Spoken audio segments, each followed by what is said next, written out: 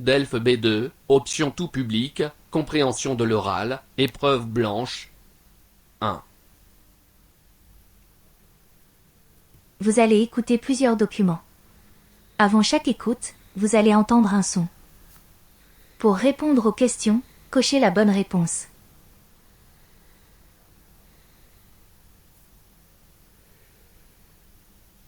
Épreuve blanche 1. Compréhension de l'oral. DELF niveau B2 du cadre européen commun de référence pour les langues, épreuve orale collective. Vous allez écouter plusieurs documents. Avant chaque écoute, vous entendez le son suivant. Pour répondre aux questions, cochez la bonne réponse. Exercice 1. Vous allez écouter 2 fois un document. Vous écoutez une émission à la radio.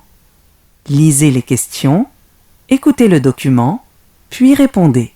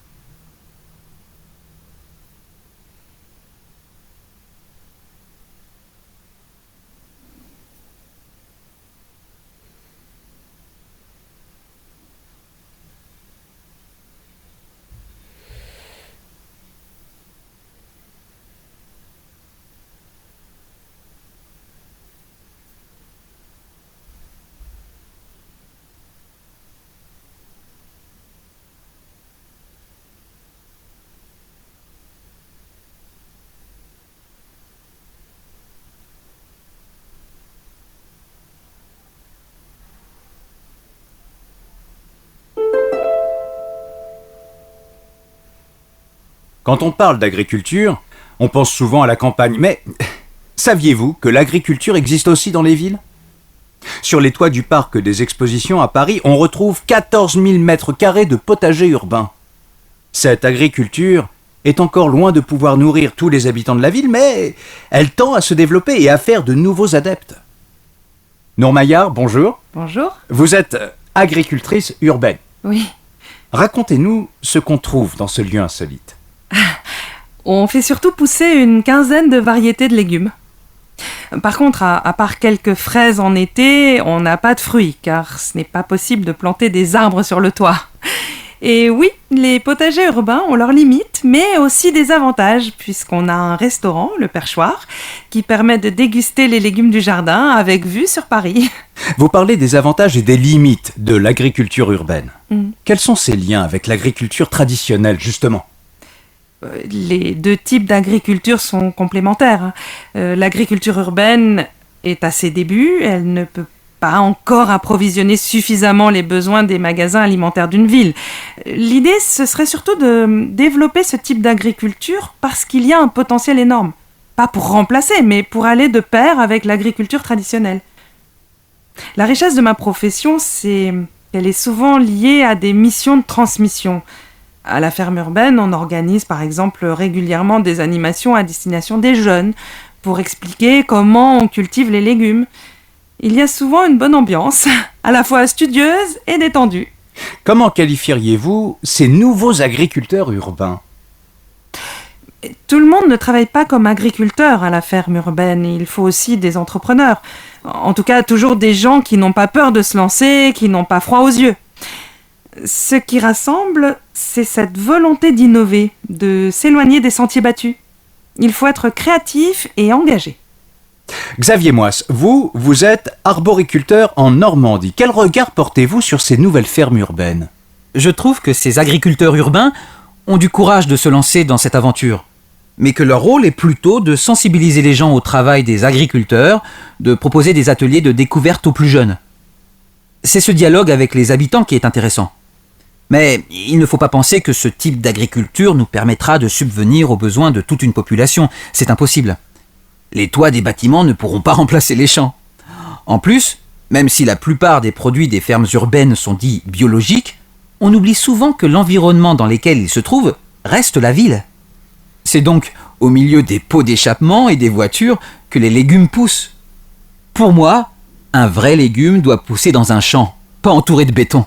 Merci à vous deux, Xavier Moisse et Nour Maillard, pour vos témoignages sur l'agriculture urbaine.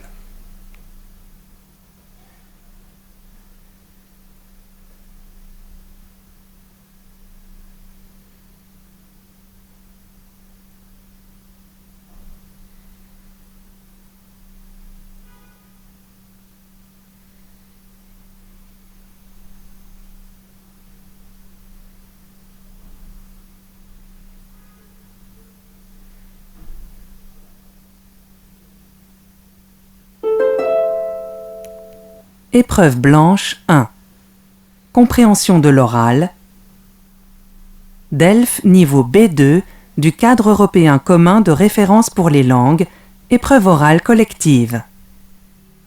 Vous allez écouter plusieurs documents. Avant chaque écoute, vous entendez le son suivant. Pour répondre aux questions, cochez la bonne réponse. Exercice 1. Vous allez écouter 2 fois un document. Vous écoutez une émission à la radio. Lisez les questions, écoutez le document, puis répondez.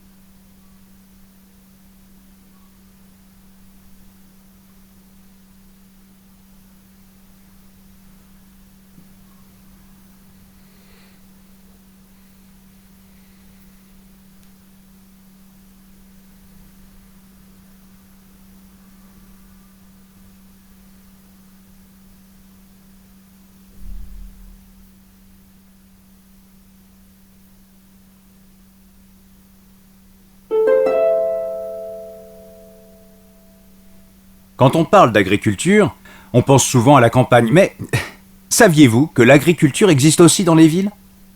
Sur les toits du parc des expositions à Paris, on retrouve 14 000 mètres carrés de potagers urbains. Cette agriculture est encore loin de pouvoir nourrir tous les habitants de la ville, mais elle tend à se développer et à faire de nouveaux adeptes. Nour Maillard, bonjour. Bonjour. Vous êtes agricultrice urbaine. Oui. Racontez-nous ce qu'on trouve dans ce lieu insolite. On fait surtout pousser une quinzaine de variétés de légumes. Par contre, à part quelques fraises en été, on n'a pas de fruits, car ce n'est pas possible de planter des arbres sur le toit. Et oui, les potagers urbains ont leurs limites, mais aussi des avantages, puisqu'on a un restaurant, le Perchoir, qui permet de déguster les légumes du jardin avec vue sur Paris. Vous parlez des avantages et des limites de l'agriculture urbaine. Quels sont ces liens avec l'agriculture traditionnelle, justement ?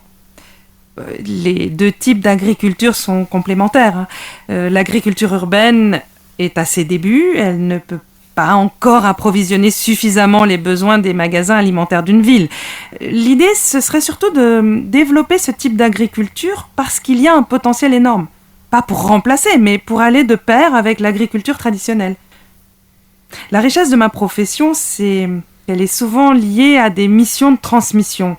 À la ferme urbaine, on organise par exemple régulièrement des animations à destination des jeunes pour expliquer comment on cultive les légumes. Il y a souvent une bonne ambiance, à la fois studieuse et détendue. Comment qualifieriez-vous ces nouveaux agriculteurs urbains ? Tout le monde ne travaille pas comme agriculteur à la ferme urbaine, il faut aussi des entrepreneurs. En tout cas, toujours des gens qui n'ont pas peur de se lancer, qui n'ont pas froid aux yeux. Ce qui rassemble, c'est cette volonté d'innover, de s'éloigner des sentiers battus. Il faut être créatif et engagé. Xavier Moisse, vous êtes arboriculteur en Normandie. Quel regard portez-vous sur ces nouvelles fermes urbaines ? Je trouve que ces agriculteurs urbains ont du courage de se lancer dans cette aventure, mais que leur rôle est plutôt de sensibiliser les gens au travail des agriculteurs, de proposer des ateliers de découverte aux plus jeunes. C'est ce dialogue avec les habitants qui est intéressant. Mais il ne faut pas penser que ce type d'agriculture nous permettra de subvenir aux besoins de toute une population. C'est impossible. Les toits des bâtiments ne pourront pas remplacer les champs. En plus, même si la plupart des produits des fermes urbaines sont dits biologiques, on oublie souvent que l'environnement dans lequel ils se trouvent reste la ville. C'est donc au milieu des pots d'échappement et des voitures que les légumes poussent. Pour moi, un vrai légume doit pousser dans un champ, pas entouré de béton. Merci à vous deux, Xavier Moisse et Nour Maillard, pour vos témoignages sur l'agriculture urbaine.